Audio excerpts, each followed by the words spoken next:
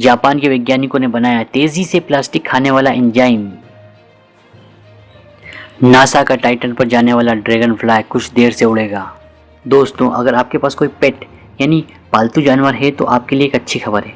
दोस्तों, इस चैनल पर हम आपके लिए पेश करते हैं हर रोज साइंस की दुनिया की रोचक और हैरान कर देने वाली इन्वेंशंस और डिस्कवरीज। सिर्फ कुछ मिनट की वीडियो देखकर आप अपना साइंस जीके और आईक्यू बढ़ा सकते हैं। तो अपने नॉलेज को अपडेट रखने और विज्ञान के नए नए चमत्कारों को देखने के लिए सब्सक्राइब का बटन दबा दें और नोटिफिकेशन बेल को भी ऑन कर दें, ताकि हर रोज आप फ्रेश साइंस फैक्ट्स देख सकें और हमारे साथ एक अनोखी दुनिया की सैर कर सकें। दोस्तों, अगर आपके पास कोई पेट यानी पालतू जानवर है तो आपके लिए एक अच्छी खबर है। एक स्टडी में पता चला है कि एक पेट या कोई साथी जानवर होने से आप पर अकेलेपन, इस सोशल डिस्टेंसिंग, लॉकडाउन से उपजे तनाव, स्ट्रेस का बुरा असर कुछ कम होगा। आप इस स्ट्रेस से आसानी से निपट सकेंगे।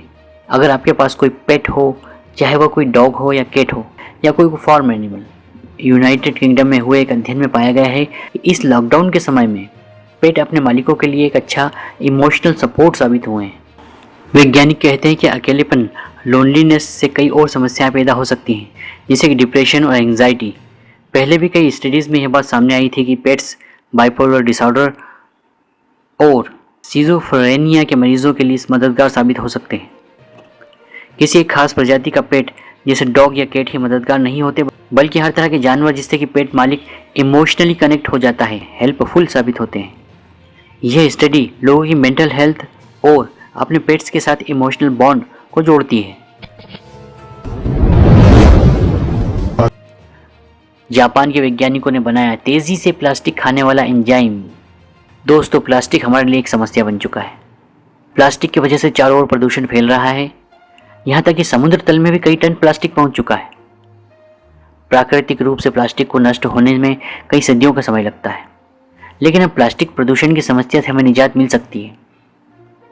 जापान के वैज्ञानिकों ने एक ऐसा एंजाइम बना लिया है जो कि प्लास्टिक को तेजी से खत्म करने में सहायक होता है। दरअसल हुआ यूं कि सन 2016 में जापान के एक रिसाइकल प्लांट में वैज्ञानिकों को कुछ ऐसे माइक्रोब्स मिले जो प्लास्टिक को खाकर नष्ट कर रहे थे।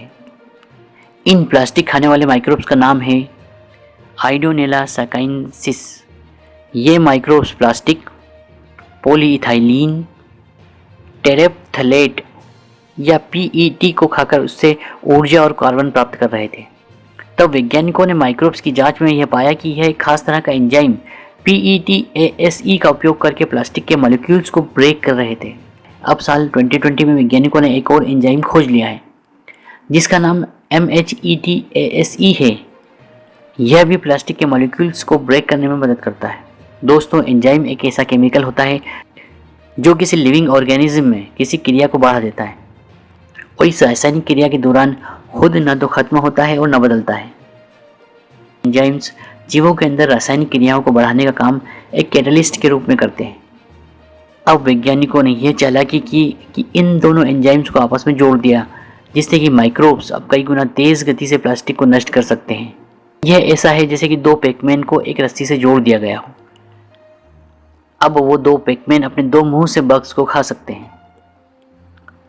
यूनाइटेड किंगडम के वैज्ञानिकों ने पावरफुल डायमंड लाइट सोर्स सिंक्रोनोट्रॉन से इंटेंस एक्सरे बीम्स डालकर इस नए एंजाइम का स्ट्रक्चर ज्ञात कर लिया। इसके बाद जापान के वैज्ञानिकों ने इन दोनों एंजाइम्स को जोड़ने में सफलता प्राप्त कर ली। दोस्तों, PET प्लास्टिक इथाइलिन ग्लाइकोल और DMT को मिलाकर बनाया जाता है। ये माइक्रोब्स PET प्लास्टिक को इन दो रूपों में तोड़ देते हैं।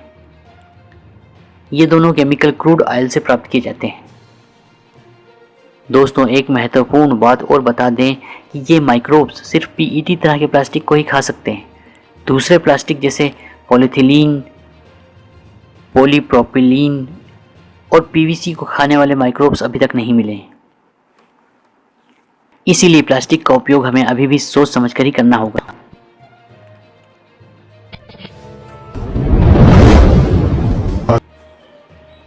नासा का टाइटन पर जाने वाला ड्रैगन फ्लाई कुछ देर से उड़ेगा। दोस्तों, एस्ट्रोनॉमी में दिलचस्पी रखने वाले और स्पेस लवर्स के लिए एक बुरी खबर है। नासा सैटर्न के मून टाइटन पर एक उड़ने वाला ड्रोन ड्रैगन फ्लाई सन 2026 में भेजने वाला था, लेकिन अब कोरोना वायरस पेंडेमिक की वजह से अब यह ड्रैगन फ्लाई 1 साल देरी से उड़ान भरेगा। नासा ने बताया कि यह महत्वाकांक्षी मिशन अब 2027 में सैटर्न के मून टाइटन की तरफ भेजा जाएगा। नासा का ड्रैगन फ्लाई एक रोटर क्राफ्ट है जो कि शनि ग्रह के चंद्रमा टाइटन पर जाकर एलियन लाइफ की खोज करेगा। यह टाइटन के ऑर्गेनिक रिच एनवायरनमेंट में जाकर लाइफ के बिल्डिंग ब्लॉक्स मॉलिक्यूल्स खोजेगा। यह पहली बार होगा जब नासा मल्टी रोटर व्हीकल किसी और प्लैनेट पर उड़ाएगा। दोस्तों, टाइटन का वातावरण हमारी पृथ्वी के वातावरण से 4 गुना ज़्यादा घना है और नासा इसी बात का फ़ायदा उठाना चाहता है। ड्रैगन फ्लाई कई बार टाइटन की धरती पर एक जगह से दूसरी जगह जाकर उतरेगा ताकि सरफेस मटेरियल के सैंपल लिए जा सके। यह टाइटन की बर्फीली धरती पर जगह जगह उतरकर सैंपल लेगा, जिससे कि हमें यह पता चल सकेगा टाइटन की ज़मीन, टाइटन की झीलें किन तत्वों से बनी हुई हैं। क्या वहाँ कोई माइक्रोब्स, कोई एलियन लाइफ मौजूद है? तो दोस्तों, इन हैरान कर देने वाले साइंस न्यूज़ स्टोरीज़ को सुनकर आपके दिमाग में क्या क्या थॉट्स आए हैं, प्लीज़ हमारे साथ कमेंट्स में डिस्कस ज़रूर करें।